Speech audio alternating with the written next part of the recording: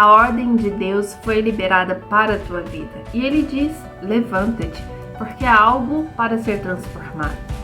Mas, quando eu me levanto para fazer algo, eu preciso estar debaixo das orientações de Deus, porque senão passa a ser uma obediência parcial para aquilo que Deus deseja na sua vida. Fique conosco nos próximos minutos, o terceiro dia de reflexão da vida de Jonas com o tema A Ordem Foi Liberada.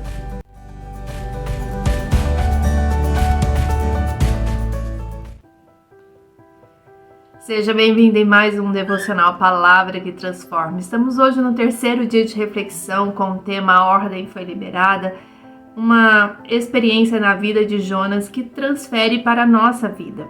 Quando ouvimos de Deus uma ordem para ser esposa, mãe, profissional, líder de um projeto, de um empreendimento, de um ministério, participante de algo que é importante dentro do plano que Deus tem para a sua vida, Ele diz: levanta-te e assuma a função da qual Ele tem te concedido. Mas quando nós nos levantamos para tal função, como que foi esse levantar? É um levantar direcionado pelas orientações de Deus ou diante daquilo que você pensa que é correto? Jonas, ele tinha um pensamento, um profeta de Deus, um homem de Deus, um homem que conhecia Deus, mas que quando ele ouve uma ordem de Deus, levanta-te, clame a cidade, contra a cidade de Nínive, ele se levanta, mas ele vai no sentido contrário à orientação de Deus e entra em um navio, e neste navio, para fugir da presença de Deus, assim também como da responsabilidade de falar à cidade de Nínive, ele é o causador de uma grande tempestade que poderia levar à morte de várias pessoas, ou seja, a destruição de pessoas por causa de uma desobediência de orientação de Deus para com a vida de Jonas. E como se Deus estivesse falando assim comigo e com você: eu te levantei como uma esposa, você aceitou o chamado como esposa, mas você tem desenvolvido esta função de uma maneira contrária à palavra de Deus, de maneira inversa às orientações de Deus, assim como a função de mãe ou qualquer outra função que Deus tem te colocado como responsabilidade. E no primeiro e no segundo dia que refletimos aqui neste capítulo 1 de Jonas, Jonas então entra neste barco e aqueles homens, aqueles marinheiros que estavam neste barco, começam cada um clamar ao seu próprio Deus naquilo que eles acreditavam. E Jonas, descansado no porão deste barco por não se colocar como participante principal, inclusive, porque a culpa era de Jonas daquela tempestade. Até que aqueles marinheiros falam com Jonas: Jonas, dorminhoco, você não vai fazer algo, não vai clamar ao Deus que você crê e junto conosco aqui orar para que ele faça algo?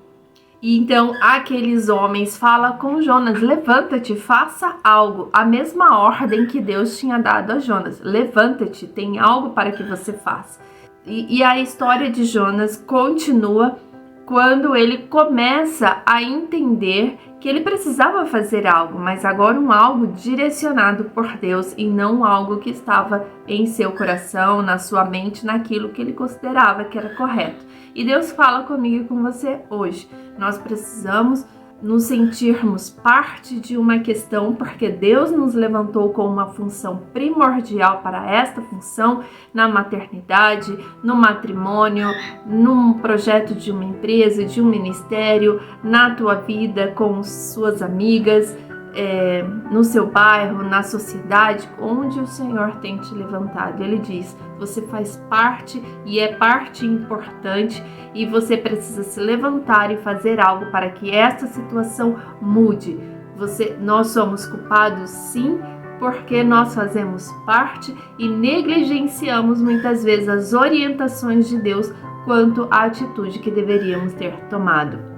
Em vez de uma esposa auxiliadora, você se torna uma esposa vingativa, rixosa, briguenta. Em vez de uma mãe zelosa, você se torna uma mãe ausente. Em vez de uma profissional responsável, você se torna uma profissional de murmuração, porque reclama de toda a situação na empresa e assim por diante. Mas Deus ensina algo para nós através da vida de Jonas, que diz assim a partir do versículo 8. Então lhe disseram, ou seja, os marinheiros disseram a Jonas: declara-nos tu agora, por que razão nos sobreveio este mal? Que ocupação é a tua e de onde vens? Qual é a sua terra e de que povo és tu? E ele lhes disse, Jonas então responde, como se você estivesse respondendo à situação, caindo em si, de que você realmente faz parte de algo. E Jonas diz assim: eu sou hebreu e temo ao Senhor, o Deus do céu, que fez o mar e a terra seca. O que ele diz neste versículo: eu sou um homem de Deus e eu sirvo a um Deus que é um Senhor, Yahvé, um Deus de conserto. Então é como se você dissesse assim: eu sou uma mulher de Deus, participante deste matrimônio, desta maternidade, assim por diante.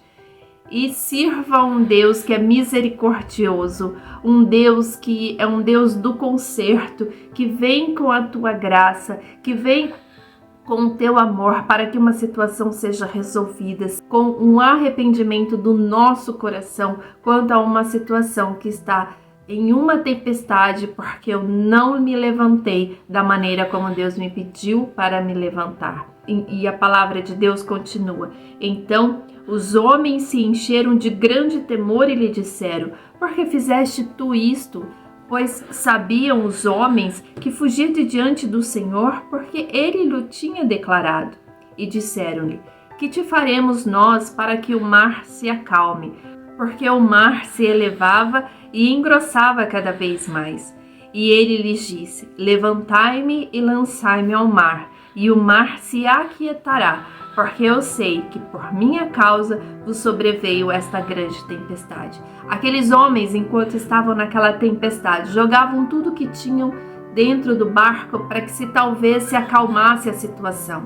Mas o problema real era a vida de Jonas, porque Jonas não obedeceu na totalidade o que Deus tinha pedido a ele.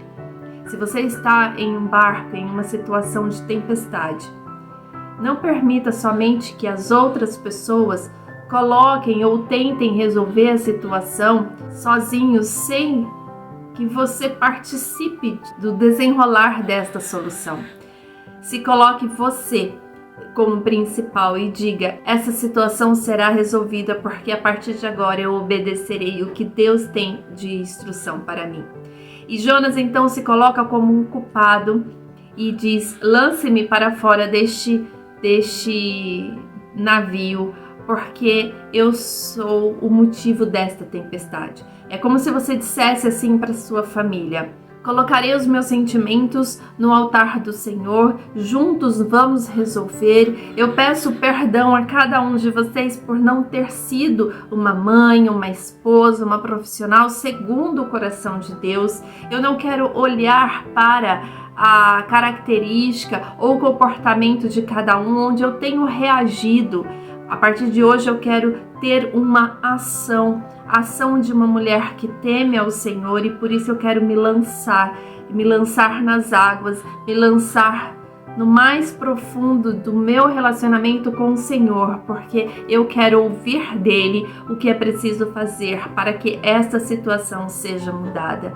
Antes de que qualquer pessoa mude o seu comportamento, eu preciso primeiramente mudar o meu comportamento de esposa, de filha, de mãe, de profissional, de responsável por aquela função que o Senhor tem me concedido. E Jonas então se coloca nesta posição de culpado e ouvindo a voz de Deus, pede àqueles homens que o lancem fora do barco para que a tempestade se acalmasse. Quando eu me coloco nas mãos do Senhor, o Senhor vem e acalma a tempestade de uma família, de uma empresa, acalma a tempestade de um casamento, acalma a tempestade ocasionada pela sua desobediência.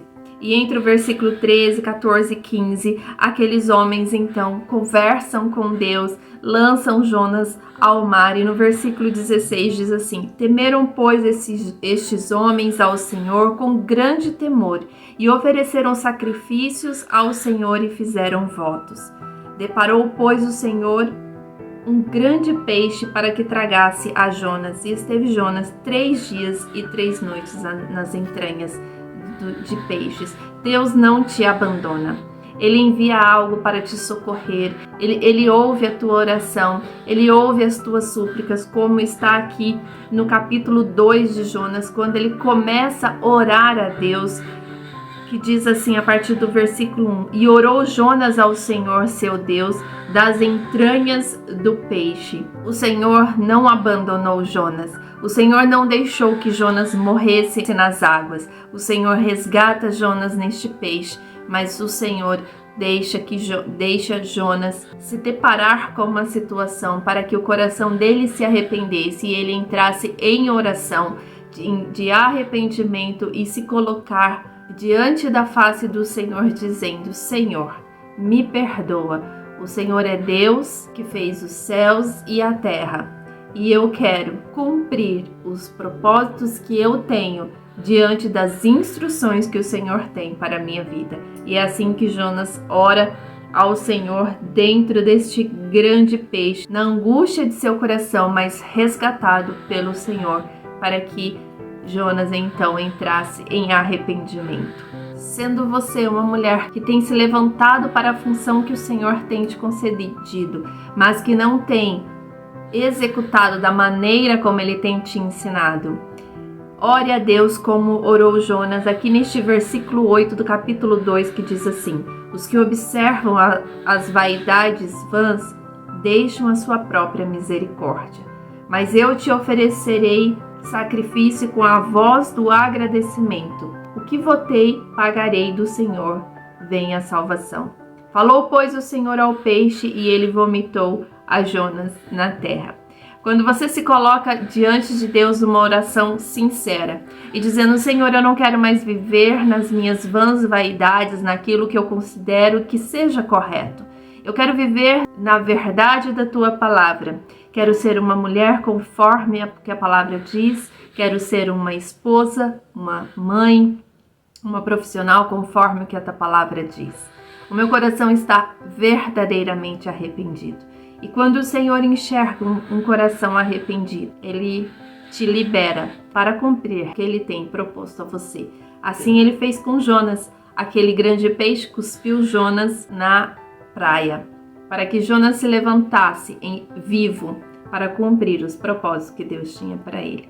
Na próxima publicação, vamos falar um pouquinho dessa graça maravilhosa do Senhor, quando Ele nos concede a segunda chance para sermos melhor hoje e amanhã do que quando começamos. Que você busque força no Senhor, que você seja lançada no mais profundo lugar de intimidade com Deus, assim como Jonas foi lançado no mais profundo daquelas águas. Mas Deus o resgatou e Deus quer te resgatar para que você seja uma nova mulher. Continue conosco nas próximas publicações sobre a vida de Jonas, o que este homem, este profeta, nos ensina. Que Deus te abençoe em nome de Jesus. Amém.